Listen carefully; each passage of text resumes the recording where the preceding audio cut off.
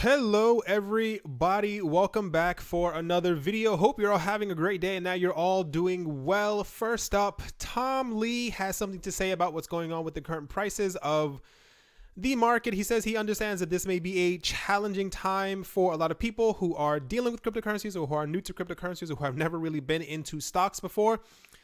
Long story short, without reading through the entire thing, he pretty much talks about people missing out on opportunities like this when prices are low and not buying because they are fearful of getting into the market and then trying to get into the market when the prices are back up, when they could have made a profit before. The main takeaway from really what he had to say was pretty much is that the entire thing that's happening right now is because of regulations.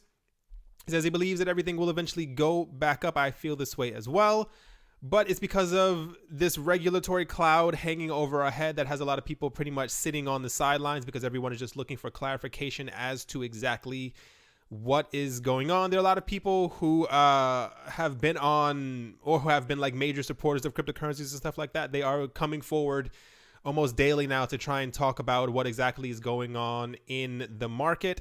They all firmly believe that things will eventually go back up, like I do as well. I don't think we can stay that low for that long. Like realistically, if Bitcoin ever hit $5 a coin, the price would eventually go back up because nobody would let it sit that low for that long. But continuing on, so there is not a problem, but something is really going on. The developers behind Ethereum have been talking about charging rent for mainnet contracts at a recent workshop in Taiwan. Ethereum developers, including Raul Jordan, et cetera, and Vitalik Buterin, discussed a massive problem that the network's current protocol offers no mechanism to finance the long-term storage of EDCCs, also known as smart contracts on the base layer blockchain. At the moment, a user deploying an EDCC to the mainnet pays a one-time fee, yet all the network's nodes must store that piece of the network state indefinitely. Jordan believes that rent fees must ultimately be charged, but in a way that does not interrupt the ability developers have to continue experimenting with new dApps. So long story short is I was reading another article yesterday and it was talking about how many coins that we actually have. When you look at CoinMarketCap, I think we have 1,600 coins now, 1,590, somewhere floating around that number. And these are just the coins that are actually listed on CoinMarketCap. For those who do not know, there are a lot of websites where you can actually create your own cryptocurrencies through their website, through their platform, whatever the case might be. And on Ethereum alone, I believe there are over 20,000 coins, I think, that have actually been built on top of Ethereum to date. And part of the problem is that a lot of these things are not clogging up they're clogging up the network, but a lot of them get started and then kind of just are abandoned by the people who created them because they're not making any money from them. They're not being put on CoinMarketCap, and this kind of just rests on the network. So the proposal is to start, if you are using an active project, to start paying rent on the network. They haven't stated exactly how much the rent will be, but they said it won't be anything astronomical that, will stop people from putting things on the network. But they don't think that it's right for people to continuously create data and put data onto the blockchain and then kind of, drop the entire thing that they've been using. Also, they believe that when or if fees are eventually charged, that they will actually only decrease and not increase as time goes along, because the network will only become more robust and be able to scale a lot farther for all of these projects. But they say at the time, there's a lot of people creating these projects who don't really care about them. They're just trying to make money, but they're just sitting on the Ethereum network. So they said if a project hasn't been touched by its developers in about a year or so, it probably should then be inactive on the network, which allows a bit more space for other projects to move forward. Let's see exactly how this goes. There are a lot of people who obviously do not want fees, but it does kind of make sense. There are a lot of other projects as well who are also talking about adding fees as well, because a lot of people are building on top of these projects. And I think we are at the point where we are almost over 100,000 coins that actually exist, but only 1,600 that we're actually seeing on different types of websites. But yeah, this is going to be very interesting to see if this actually does end up happening. I think the coins that are also then used for the network fee or the fee to be on top of the mainnet will also actually be burned as well. So that could be very interesting as time goes along. Next up, the Federal Bureau of Investigation said Wednesday that consumers should watch out for would-be scammers posing as support staffers for cryptocurrency exchanges.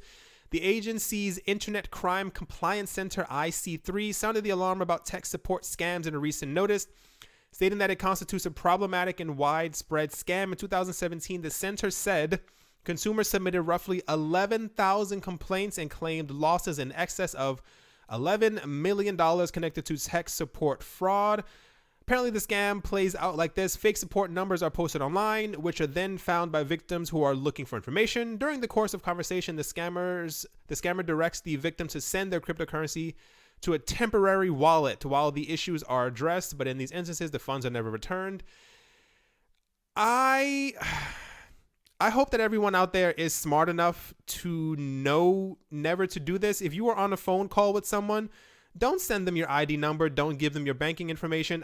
There's so many scams like this, and the fact that so many people fall for it is kind of crazy. I know it's not just me who thinks so. If they're asking for anything except for the things that you have already put on the website, like maybe your email address or something like that, don't send anybody money. Don't send anyone anything. Don't give them your super personal information. Don't give them your social. Don't give them your ID number. Don't send them any photo of you. It's really, it's sad that so many people have lost a lot of money, but it's kind of weird that people are falling for these scams. Addressing this as well, a lot of people continue to message me about what's happening on Telegram. No, I am not on Telegram. I do not have a Telegram. I do not use Telegram. There's someone or multiple people at this point who are impersonating me on there. On Twitter as well, and I believe there were also people before who mimicked my YouTube channel. They're not me. I do not use I almost said Twittergram. Oh gosh, what's it called? Telegram. I do not use that.